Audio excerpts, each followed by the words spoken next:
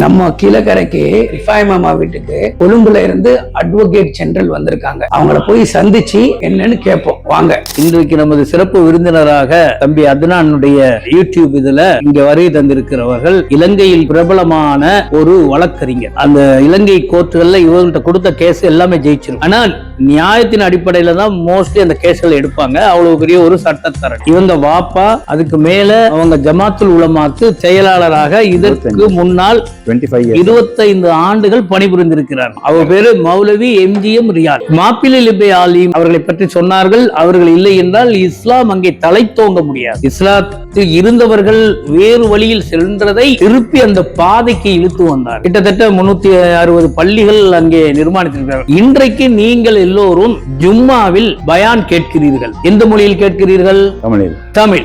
தமிழில் நீங்கள் இன்று பயான் கேட்கிறீர்கள் என்றால் இந்த தமிழ் கூறும் நல்லுலகம் முஸ்லிம்கள் மட்டுமல்ல, சைவ சமயத்தை சேர்ந்தவர்களும் கிறிஸ்தவ சமயத்தை சேர்ந்தவர்களும் தமிழ் பேசும் அனைத்து தொப்புள் கொடி உறவுகளும் அந்த இஸ்லாத்தை பற்றி தெரிந்து கொள்வதற்கு நமது தாய்மொழியாம் தமிழ் மொழி நமக்கு எளிதாகவும் மற்றவர்களும் இதை அறிந்து கொள்கிறார். தமிழில் பயான் கொண்டுட்டு வந்தது மாப்பிள்ளை லிபை ஆலிம் தான். அங்கே கொண்டு வந்தார்கள். வாரங்கள் தமிழ் மொழியில் பயான் படியதை இலங்கை வானொலி கொண்டாடியது. அங்கே என்னை பேச கூப்பிடும் போது நான் சொன்னேன், இதற்கெல்லாம் முன்னாடி நீங்கள் மாப்பிள்ளை லிபை ஆலிமுக்கு தான் இந்த விழாவின் கதாநாயகர் அவங்க தான் அப்படின்னு சொன்னேன்.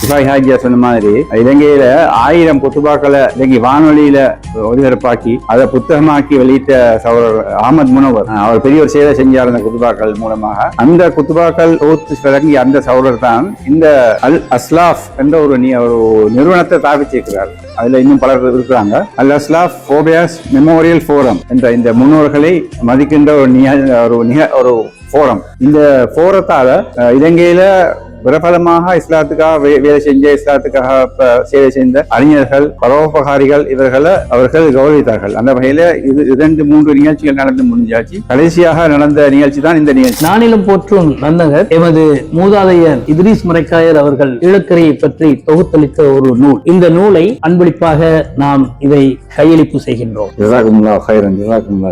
நிறைவு கட்டத்திற்கு வந்துவிட்டோம்.